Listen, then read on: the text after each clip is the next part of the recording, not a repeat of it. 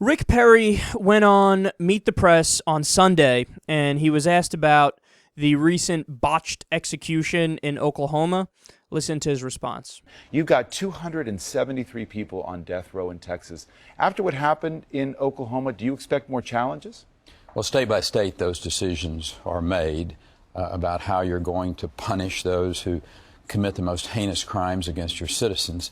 And in Texas, for substantially long period of time, our citizens have decided that if you kill our children, if you kill our police officers, for those very heinous crimes, that the appropriate punishment is the death penalty.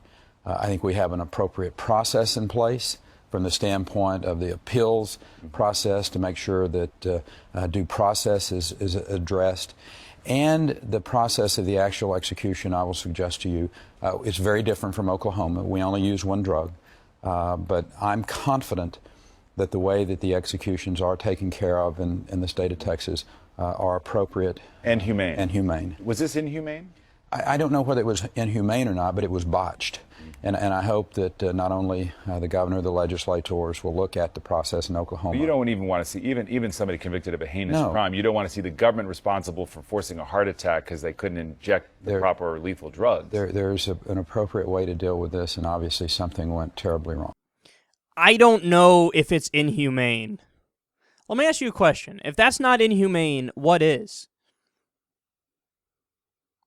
What's left that's inhumane if torturing somebody before killing them isn't inhumane? There's nothing worse than that. This is what has annoyed me for so long about the so-called debate over the death penalty in the U.S.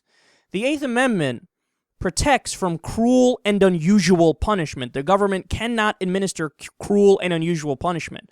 Well, in the U.S., we've decided that torture isn't torture. It's enhanced interrogation. So we've allowed torture, and we've also allowed executions. So if torturing and executing does not count as cruel and unusual, then what does count as cruel and unusual? Is there anything left? What's above torture and killing? This is a genuine question that I'm asking. And the reason I'm asking it is because it's such a loaded question, not even on purpose. Like, I'm not trying to catch people in a gotcha, but it turns out being a gotcha question because there is nothing worse than torture and execution. And again, a majority of the countries in the world don't have the death penalty, so that means the U.S. is by definition unusual.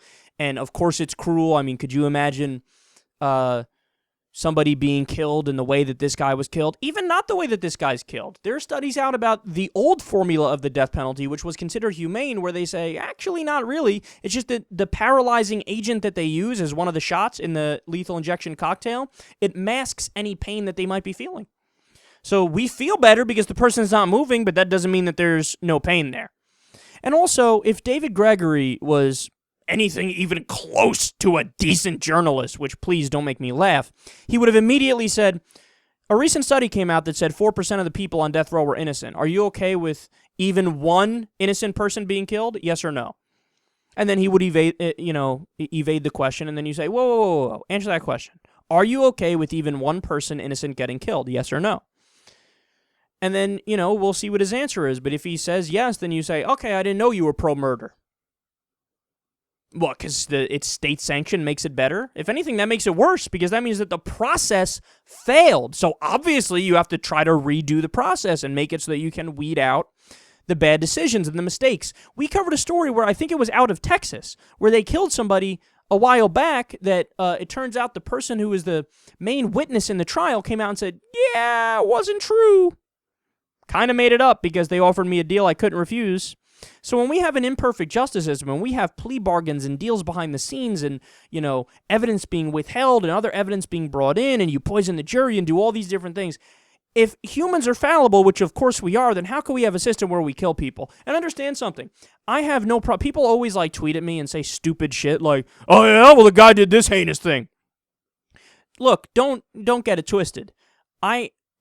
In theory, I have no problem with killing people who are ridiculously brutal criminals. I have no problem with it whatsoever. You think I don't want to kill Anders Breivik, that son of a bitch who killed, over 80 people, most of them children, because he disagreed with them politically? You think I don't want to kill that guy? You think I don't want to kill this asshole who came into the Aurora movie theater during Batman and shot them all up with the freak orange hair? He's had some personal depression issues or some personal psychological issues. So you kill that many people? Fuck you! You should die. How about that? How you like me now? I know this is an liberal rant, and a lot of my progressive listeners are going, tisk, tisk, Kyle. But no, that's part of human nature. That's part of being a human being. If you are so blinded as to the feelings of other people, and you take their lives because you're so sick and twisted and can't put two and two together and realize that that's an immoral thing to do, I don't give a shit about you. I feel no sympathy for you whatsoever. But the reason why this is a problem is because we oftentimes kill the wrong people. Or we fuck up so badly, like we did in this case in Oklahoma, that no rational person could say it's not cruel and unusual. And when you do that, you become the demon you're trying to avoid. It's not that hard to figure out. Do you want to be as bad as the people that you're supposedly trying to keep out of society because they're so bad? Do you want to be in the same ballpark as them? Do you want to commit the same kind of atrocities that they commit? And you think you're all high and mighty because you did it through a process? Well, if the process fucked up, it doesn't matter that the process was there. The whole purpose of the process was to make sure you didn't fuck up. But if you fucked up anyway, then the process was irrelevant. So in theory, the death penalty is something that's fine, and I'm in favor of it in theory. Yeah, fuck all the people who are the scum of the earth. I mean, we've done stories of people who, raped kids, killed them, and then cooked their different body parts and ate them and flushed their intestines down the toilet. Yeah, fuck that guy. Kill him. I don't give a shit about him. But the problem is it's never going to be a perfect system.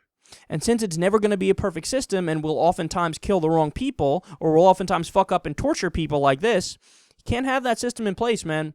Sure, have life in prison without the possibility of parole and let these motherfuckers rot behind bars and sit there with their own thoughts in their heads and drive themselves crazy to the point where they want to bang their head against the concrete walls. I have no problem with that at all. But what I do have a problem with is us stooping down to that level, doing idiotic shit like this, and then people like Rick Perry pretend like it's not immoral. How cute is that?